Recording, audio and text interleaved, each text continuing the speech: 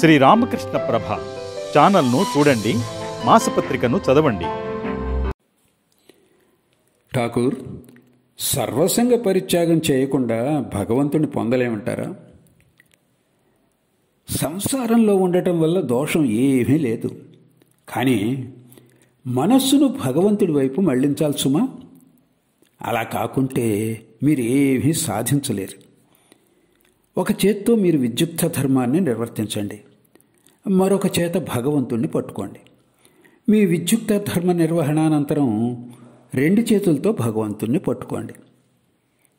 బంధానికి ముక్తికి అంతటికీ మనస్సే మూలం.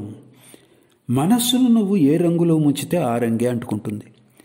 రజకుడి నుంచి అప్పుడే వచ్చిన తెల్లని వస్త్రం లాంటిది మనస్సు. ఆ వస్త్రాన్ని నువ్వు ఎరుపు రంగులో ముంచితే అది ఎరుపు రంగును సంతరించుకుంటుంది. నీలంలోనూ ఆకుపచ్చ రంగులోనూ ముంచితే అది నీలం ఆకుపచ్చ రంగులు సంతరించుకుంటుంది. నువ్వు ఆ వస్త్రాన్ని ఏ రంగులో ముంచితే ఆ రంగునే పొందుతుంది. ఏదో కాస్త ఆంగ్లం నేర్చుకోగానే వాట్ గీట్ అంటూ మాట్లాడటం మీరు గమనించే ఉంటారు. అంతేకాక బూట్లు ధరించి ఏల వేస్తూ పోతుంటారు. ఇవన్నీ తోడుగానే వస్తాయి. ఓ పండితుడు కనుక సంస్కృతం అధ్యయనం చేస్తే సంస్కృత శ్లోకాలను డబడబలాడిస్తాడు.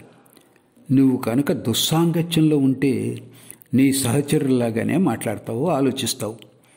అలా కాక సజ్జనులైన భక్తుల సాంగత్యంలో ఉంటే నీ ధ్యాస పలుకు భగవదర్పితమైనవిగానే ఉంటాయి. బంధం మనస్సుకు చెందింది, ముక్తి కూడా మనస్సంబంధితమే.